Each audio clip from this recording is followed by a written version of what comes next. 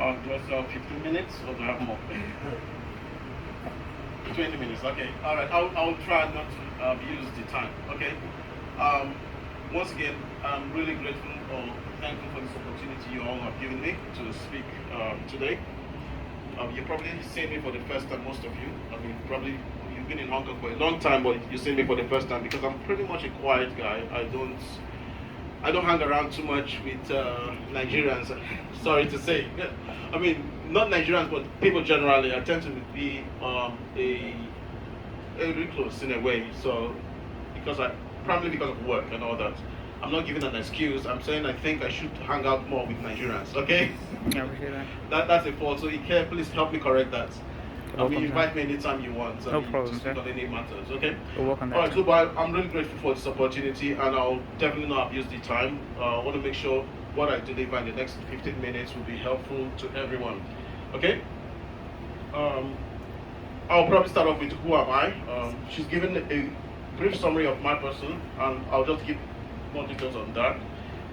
And after that, we'll spend maybe the next 15 minutes to cover 5 financial nuggets. I had listed 14 before, and I thought, okay, that won't be doable in 15 minutes. So I had to cut it just short to five points that I want to cover.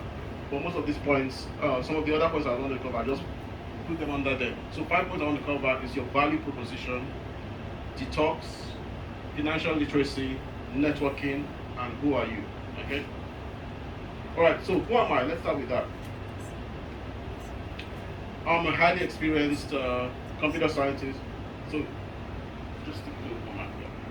Yeah, sorry, I'm not putting the notes on the screen because I don't want you to be looking at the screen. I want you to listen to me. Okay, so I have my notes on the screen. I'm going to talk about who am I. So I'm a highly experienced computer scientist with 20 plus years of experience or industry experience. Expert in building algo trading system or algorithmic trading systems in investment banks. I've worked, as she mentioned, in tier 1 banks, so JP Morgan, tier 1 investment banks, JP Morgan, Barclays, HSBC, Morgan Stanley. Also, I was a Shell Centenary Scholar in 2001, 2002 in University of Cambridge.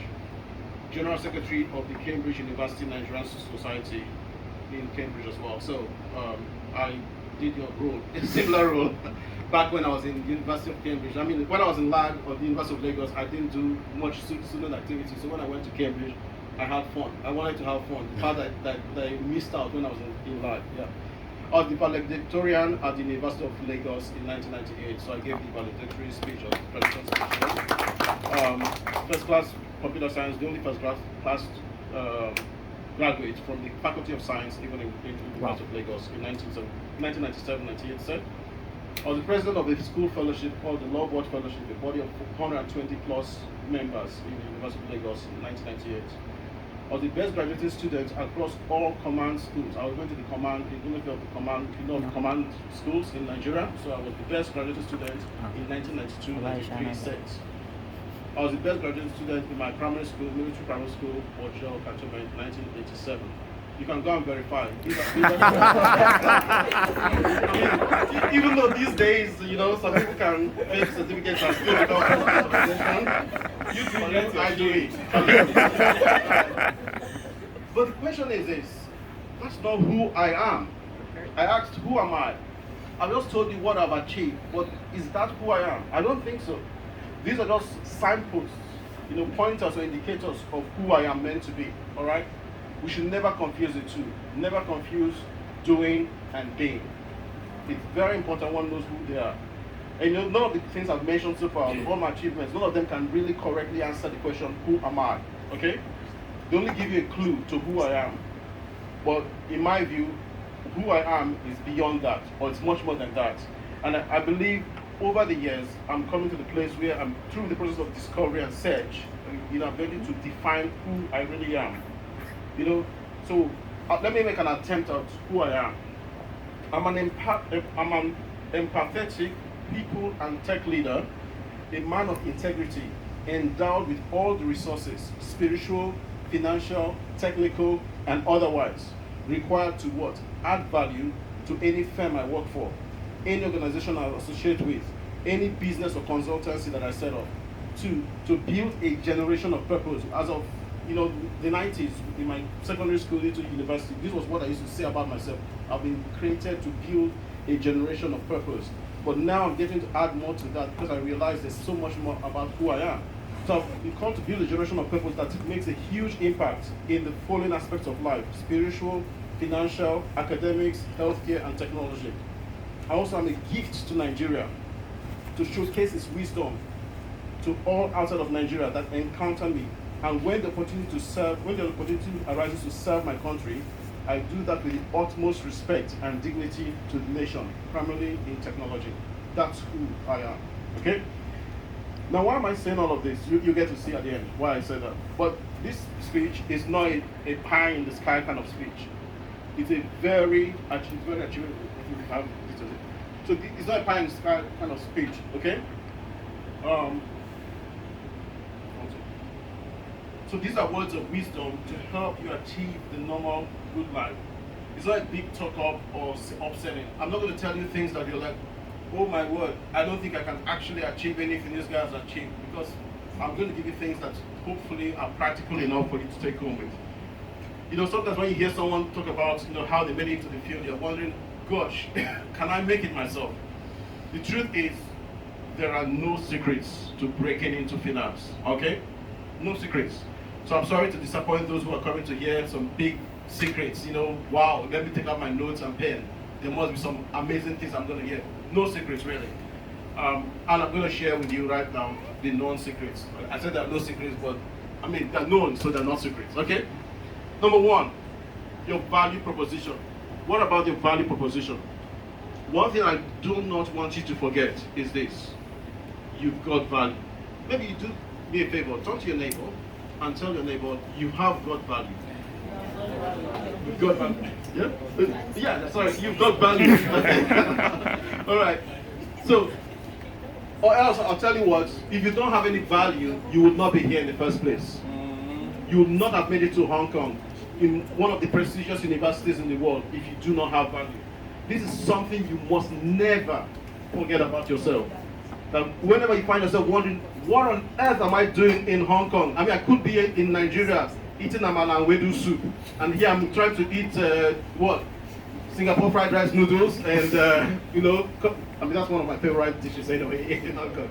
So or eating something odd, you tell yourself, I've got value. It was because of the value they saw in me that I was given this opportunity to work out, to basically be in Hong Kong to study. I remember waking up in Cambridge at one time. I'm like, you know what? I was doing so well in Nigeria. Why did I bother come here? I went to Cambridge after 3 years of working in Nigeria. I worked in Standard Trust Bank and a few other companies, and I was like, I was doing quite well. Why did I come to this God-forsaken country? So cold. I wish I could stand under the tube for another hour, but I have to go to class. I'm like, Gabriel, you came here because you had to come here. There is a reason. Okay, let me skip to my notes so I don't go past my time.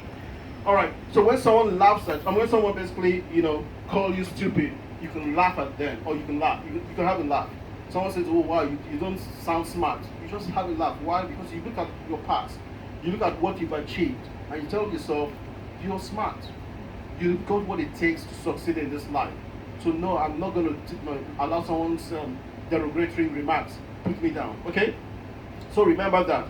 But when we talk about value, you also have to think about the values you portray. A wise man once asked this question: who do men say that I am?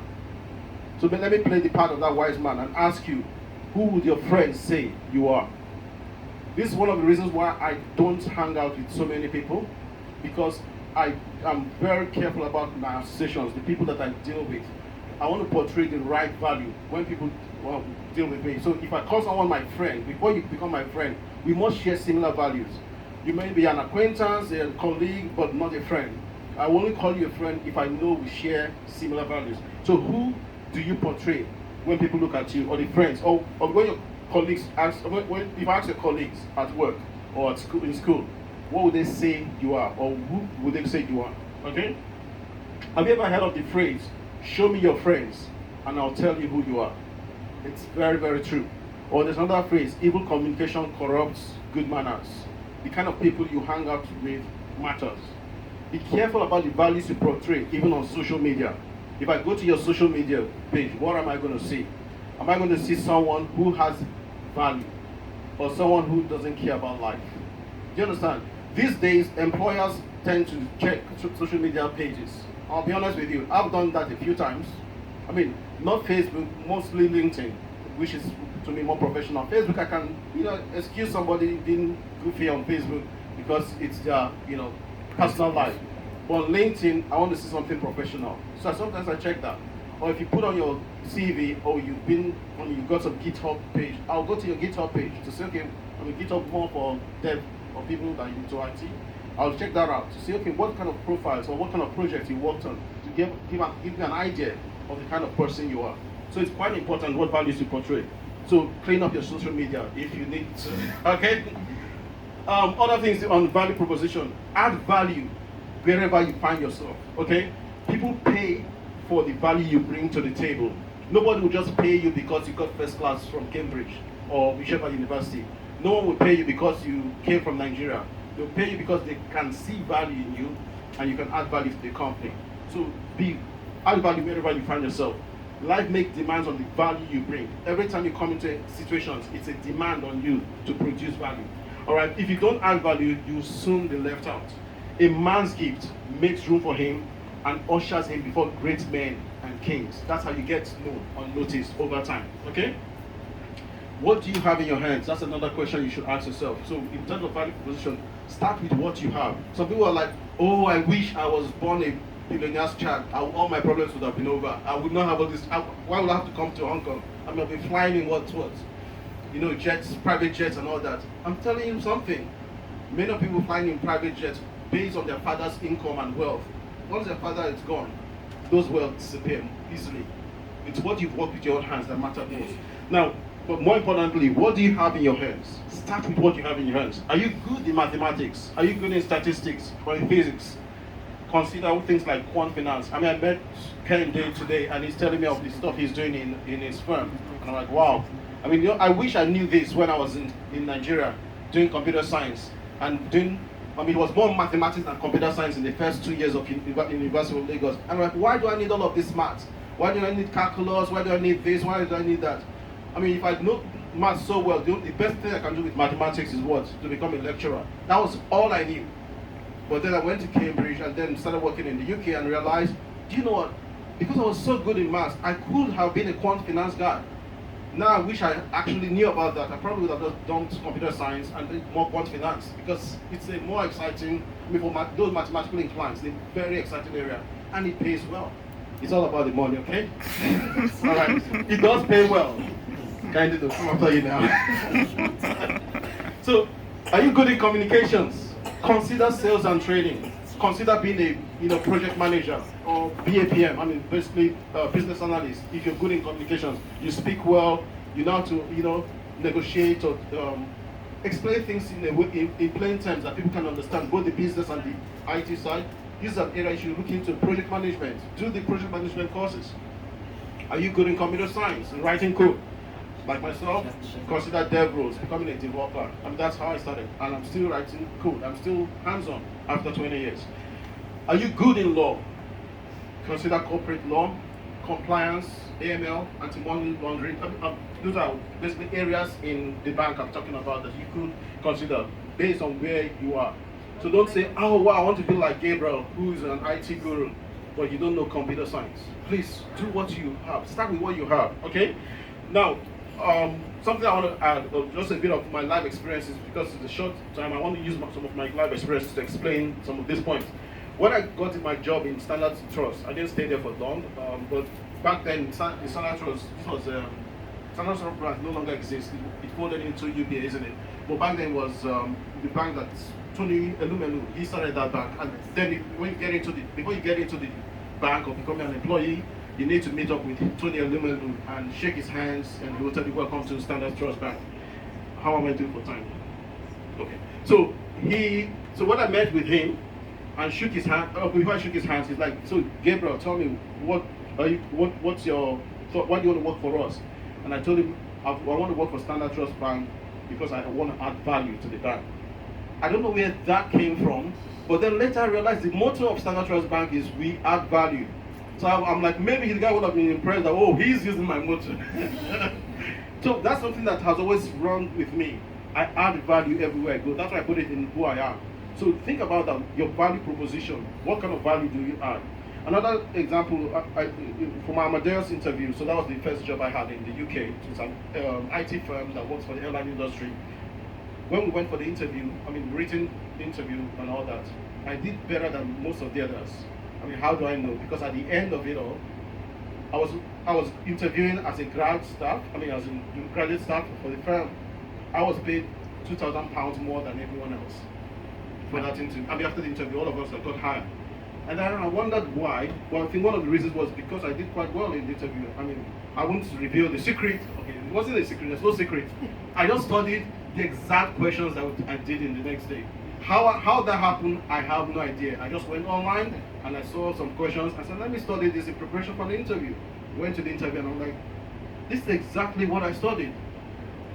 Guess what? Overnight success does not happen overnight. I've had 3-4 interviews before that and I didn't do that well. So it wasn't because I studied the exact questions, it was because I was preparing. When opportunity meets preparation, that's what people call luck. Well, I was preparing all along. Are we together there? All right, moving on. Another one example is HSBC when they had hunted me for the role in Hong Kong. I was in the UK and I was working in Barclays back then. So I'm back with Barclays now, but I was in the UK with Barclays. I was in the FX prime brokerage department. HSBC, this was during the financial crisis, 2008, 2009 exactly. And they were like, most clients were like, oh, HSBC, we want you to get into prime brokerage because all the other banks that are into prime brokerage, they are failing, Lehman Brothers, then there was threats of Morgan Stanley and which other bank, Goldman Sachs, falling over. So the clients were coming to HSBC, look, we trust you, you're a 150 years plus bank, you will not run away with our money, nothing was going to happen. Can you get into this business? So HSBC was in dire straits. They were looking all over the world, who can we hire to help build our prime brokerage? And I got a call out of the blue from an agent, Gabriel, would you be interested in coming to Hong Kong? I'm like, wow, amazing. Okay, I was thinking of Singapore, Barclays was thinking of sending me to Singapore, and that was how, at that point, I said, okay, Barclays is taking too long. Let's try Hong Kong. And that was how I came to Hong Kong. But the key goal here was I was adding value in Barclays, in prime brokerage. If I wasn't adding value there, HSBC would not take me. They came looking for someone who was ready to move. And I said, okay, fine. And I met their expectations. Okay? Number two, detox. What do I mean by detox? It's time for us to do some detox. This is mainly for those of you that are just joining, coming to Hong Kong from Nigeria. You just moved from Nigeria. You need to detox from your past experiences or lifestyle in Nigeria. This is one of the areas I find many Nigerians have difficulty with. And I would say that's one of the reasons why I tend not to associate with Nigerians. Because I find many Nigerians I deal with still have the past in their heads. If it's not the case of, oh, the village people after me. I'm like, are you kidding me? How can the village people be after you? They didn't stop you from leaving the airport or leaving Nigeria to come here. And you're still talking about village people. This is a problem amongst many people except for Christians. Nigerian Christians, some of the mentality I see, it's like, seriously, village people? They did not stop you from leaving Nigeria. And you think in Hong Kong they're still affecting you. How many people have you met in Hong Kong talking about village people affecting them? Hong Kong locals. How many Caucasians, expats have you met talking about village people affecting them? Why is this Nigerian mentality? So I'm sorry. If I hear Nigeria talk about village people, I'm like, that's the problem. I'm on my own. Oh, what about the food? Food, culture, language, accent. Some Nigerians will not want to change the way they speak because it's like, no, that's how I was born. No, that was not how you were born. That was how you were raised. And may have been wrong. So it's time to change it. Nothing wrong changing the way you speak if it's not clear to people. Okay? You need to drop some theories that won't help you here. Embrace honesty and integrity. No cutting, no shortcuts, no cutting corners. If there's a queue, please stay in the queue. Learn those simple etiquettes as Nigerians. That we may not have learned growing up in Nigeria. Please learn them here. It will help you integrate better with the society. That's something true. I have learned that in Cambridge. Okay, I'll talk about my story soon on that. Also, there's this other mentality you may have. big fish in a small pond. I used to feel like that when I was in Nigeria. I was a big fish in a small pond. I felt like, I'd achieved it all. First class, this, that. And I just expected the world to just, fall below my feet. Then I went to Cambridge and I realized I'm a small fish in a mighty ocean. I mean, there are people smarter than me. There were so many people that I was like, how do they understand what the lecturer is saying? I mean, everything just went over my head. So anyway, circumstances will teach you how to humble yourself, but stay humble, okay? Don't take offense if people say things, or say they don't understand you. Please don't take offense. Many times they don't mean to offend you, they just meant that they don't understand you. So what you need to do is learn how to be understood, or seek to be understood. So one of the things I learned in Cambridge was sometimes we speak so fast, we don't realize how fast we're speaking. And the guys are like, oh yeah. But they're not understanding. So learn how to slow down and enunciate your words so that people will understand. Maybe you won't have that problem here in Hong Kong, I'm not sure. But in the UK it was a challenge for me initially because all the Caucasians were like, oh, sorry, come again? I'm like, why are you so bad? You cannot understand me. Back in Nigeria, I'm one of the best speaking, I speak English so well. All my friends are like, wow, Gabriel, your English is so good. And here you're making me feel like my English is so bad. So slow down sometimes. Learn to slow down and speak, set your words, and then they'll get it. Because it takes them a few seconds to process the words they're hearing. So slow down for their benefit, okay? So I learned to speak, when I'm among Caucasians, I know how to speak, in a more, slow, calm way. You think that I'm already dead, I don't have life. And then when I'm amongst Nigerians, we can, say fire as we can. Jeez, I have 5 more minutes. Okay. You don't mind me if I go faster? Alright? Temper your over-expressiveness, as that can come as aggressive. We are very expressive in Nigeria. We always have our feelings on our shoulder, on our sleeves. We wear our heart on our sleeves. Temper that sometimes, because some people will see it as aggressive. And please, if you are aggressive, do away with aggressiveness or brashness. It will not be tolerated. If you want to be sidelined, stay aggressive. And people will be like, yeah, we've heard what you said. Can someone else speak, please? You'll be ignored. So learn to speak such a way that people will not feel like you're threatening them or you're after them. I know that may have helped us in Nigeria, where the only way people listen to you is when you speak in a loud way. But here, in Hong Kong, or in the UK, or in the West, I'm sorry, that's a way to alienate people, cut people off. So learn to temper your words. Also, do away with the competition or race to blow mentality. I'll be honest with you, this is one of the things that's stopping most Nigerians from coming together, because everyone wants to be a better past my neighbor. The race to blow. When am I going to blow? When am I going to land? Please, you're not in a race with someone else. You're in your own race, okay? So here it's slow and steady wins your own race. So run your own race, all right? Let's move faster. Okay, do away, please, with Nigerian time. I must stay here. Guys, come on. You're in Hong Kong, you're not in Nigeria. And please, when you go back to Nigeria, if you do go back to Nigeria, kill that Nigerian time mentality. If you say 2 p.m. is the time for the meeting, please, 1:55 is when you should be getting here. Seated down so that 2 p.m. we start. All right, please, let's kill Nigerian time. I'll tell you what, go for a job interview 5 minutes before the time, you're probably late. You should go to the job interview 15 minutes before the time. It shows what? It shows you really want the job. You go a few minutes before the time, they're like, why are you just dragging your feet here? You don't want to work here?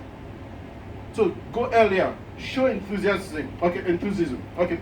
Avoid the racism card.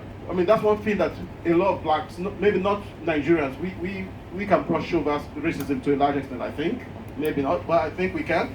But black Americans suffer from this a lot. And I see that, avoid playing that racism card. The reason why they don't want to pick me is because I'm black. No. Try and avoid that, because if you do so, it limits the opportunities you will have. Now, if you see overt racism, clearly racism, that's the one that's not he said, I said, or he said, she said, no. But a case where you can clearly point out it's pure racism, that you can report.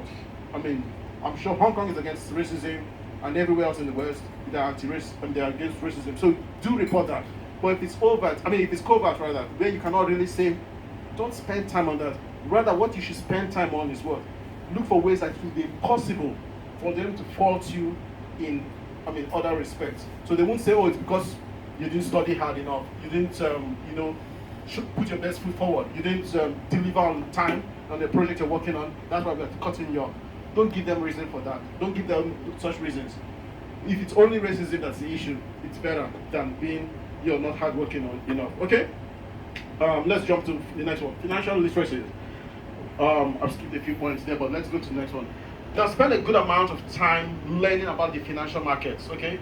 I know most of us. Or what for me, growing up in Nigeria, in a poor family and all that, we had no idea what stock trading was. Trading the stock market, buying shares. Only people who had money did such things in Nigeria. So I never knew about stock trading.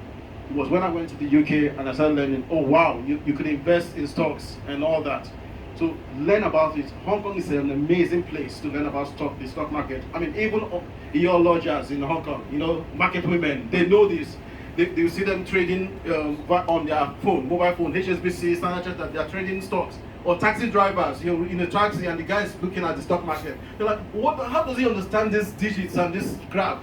Oh, they know it very well. Maybe somebody says because they have this gambling culture here, that's one thing, but they love money here, that's the other thing. Hong Kong is a place where if you love money, you'll do quite well. I'm not encouraging that, but that's the...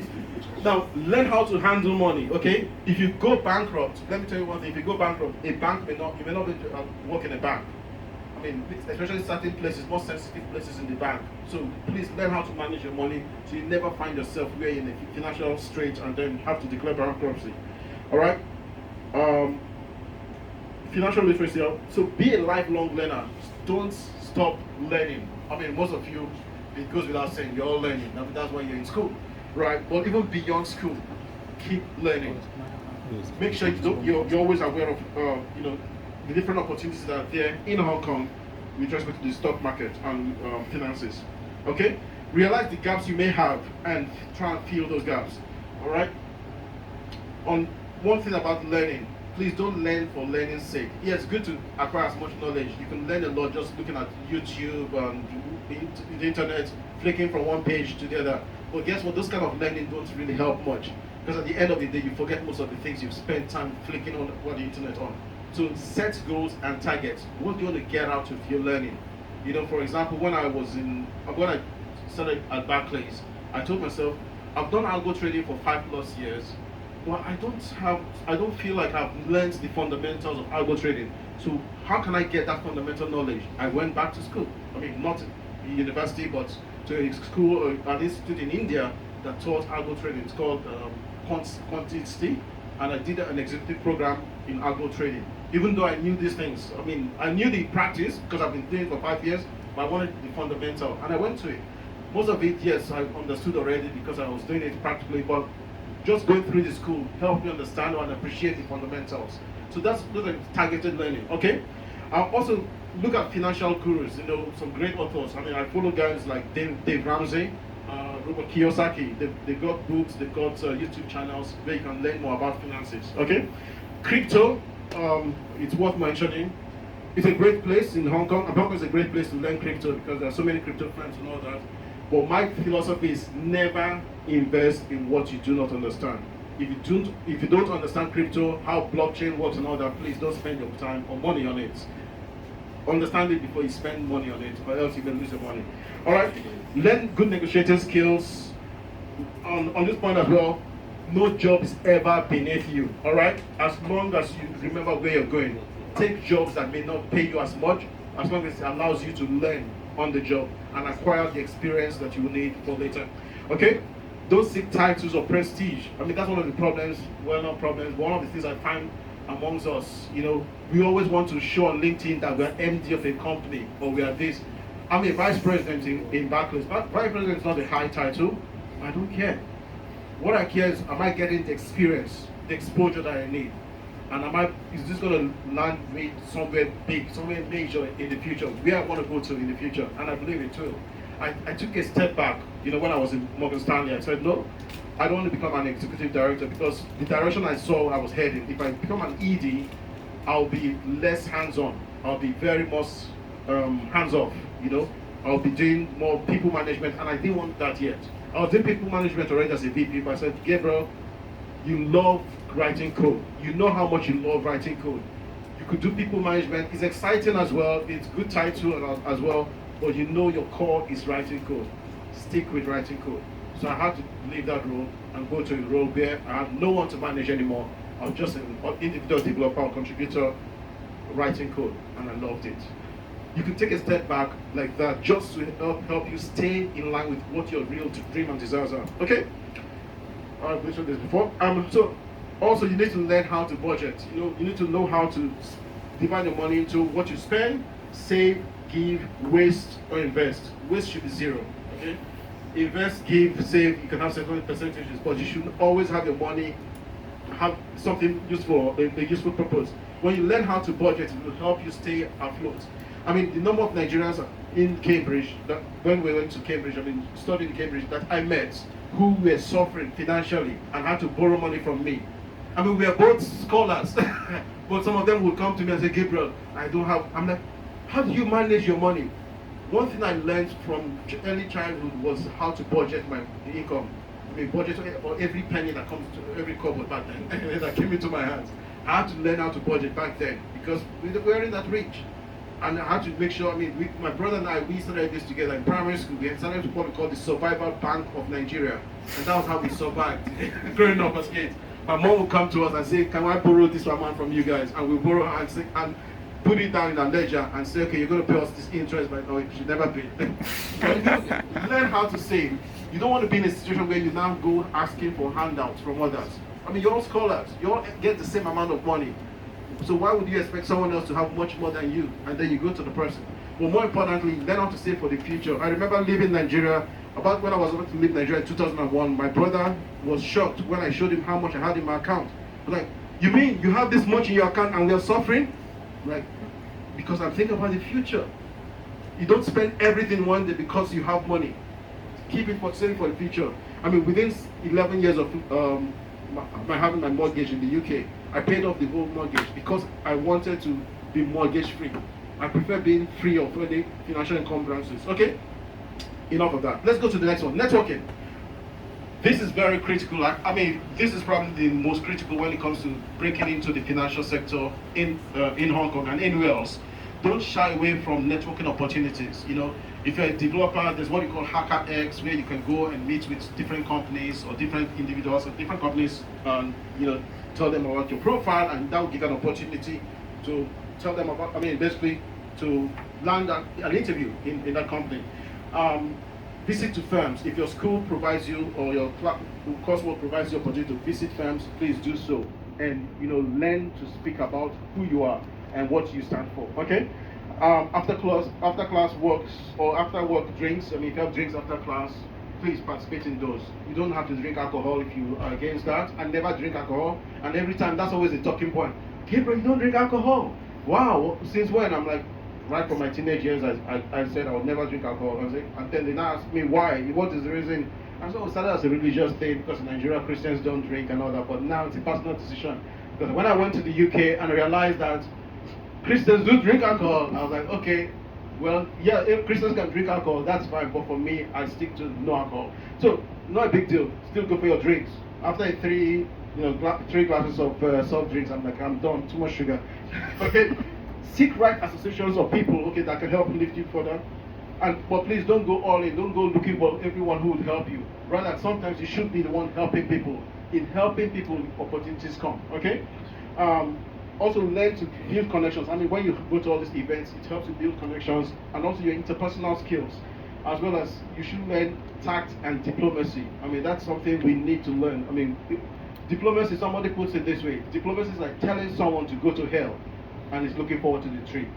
You should be able to say things in such a nice way that people are like, wow, he's so nice. Even though I know he said it to hurt me. He was like, I don't like it, but I like the person. So they shouldn't hate you when you say things to them. They'll say, I love you because they're saying the truth, but I don't like what you said. Alright?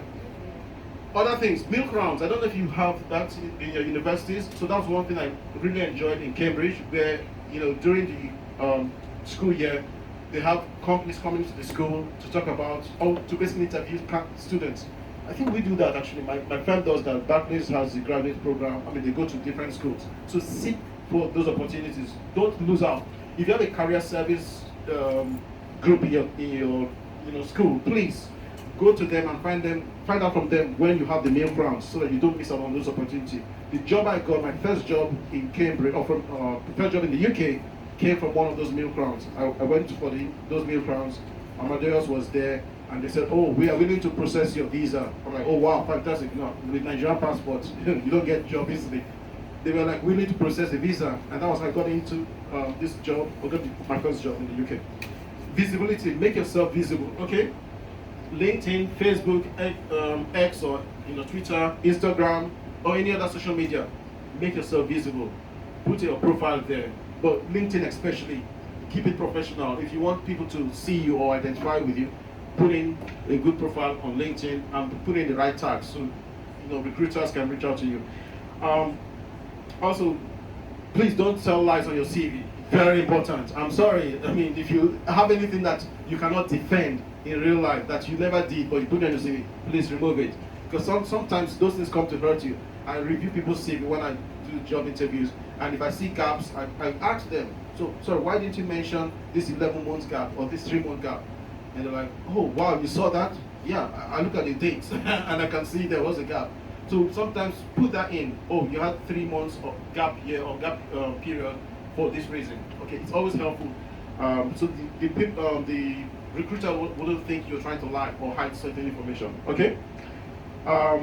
Let's move on to the last point. Who are you? So we're going to wrap up here. So I ask you, who are you? What would be your response to that question if you are asked? Who are you? What are your purpose, your passion, your principles, and your pursuits? Okay? Not everything is meant for you. Stop chasing other people's dreams. Don't chase my dream. You've heard what I've said, and you're like, oh, I want to break into finance because Gabriel broke into finance. No, please. Is that really who you are? Does that define the direction you're going? Are you with me? So it's a great place. Hong Kong is a great place to break into finance because there are only two industries in Hong Kong that are doing quite well. The financial services industry and what? Housing market, properties. That's the only two industries. Everything else, not that great. So 2 places to make good money is in the financial services industry and property. If you know anyone else, any other place, let me know. I don't know of any other. Okay, so it's a great place. If you get into break into finance, amazing opportunity. But is that who you really are? Is that what you really want to do? So those are questions you need to ask yourself. Of course, I broke into finance back in the UK, and I'll be honest with you, it was for the money. I told myself, Gabriel, yeah, I love working in Yahoo or Google or Amazon or all those IT firms. But they were not back then, not now, but back then they were not paying as good as the banks. So everyone in my firm, Amadeus then, were just leaving one by one to banks because they were like, you are being paid 20-something thousand pounds a year, and the banks are paying 40-something thousand. Why would you? Are you a fool? Am I a fool? Why would I stay there? So I said, if you could pay me twice the amount I'm being paid now, by just moving to the bank, why would I not move to the bank? And then I moved to the bank, and I'm like, it's okay. But over time I realized the key thing is, as long as I can still do my IT development, software development in the bank, I'm fine. Everything else is peripheral to it. I mean, key things I can still do tech, and that's my passion. So that's who I am, that's part of me. So as long as I can do my tech in the bank, I'm good. So define who you are. What are you looking for? So what's your purpose? Have a clear purpose for your career and finances. I've asked yourself questions like this. What would I do if I had $1 million? Or 1 million Hong Kong dollars? Or what would I do if I have $1 billion? Those are questions I still ask myself, and I'm still defining. Because that will drive or determine what you're looking for in life. Are we together? So it's not so much about, I want to break into finance, but breaking into finance, how does it help me achieve my purpose? Okay? There's so many things that I have in my heart that I want to do, not just for myself, but for Nigeria. My success story is not so much for me. It's rather pointers to tell me, you're meant to help people. You're meant to do this for Nigeria. You've been given the brain for this purpose. That's what I see. I need $1 billion so I can do certain things in Nigeria, so that when I go back to Nigeria, by God's grace, someday, It won't be a case of I have to buy certificates or 4 certificates. Okay, sorry, permit me to go down that path. Lastly, all right. So once you've cleared up in your head what you want to become or what you're becoming, I mean, you've defined who you are and how you aim to achieve it. Don't overthink it. Don't spend time thinking over that. Just go to it. Okay?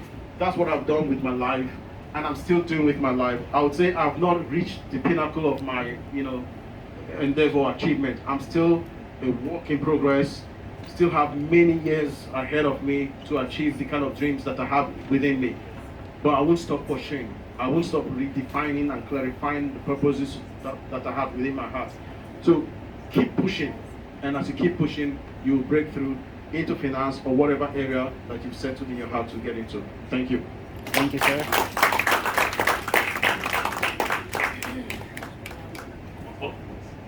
Thank you very much, sir.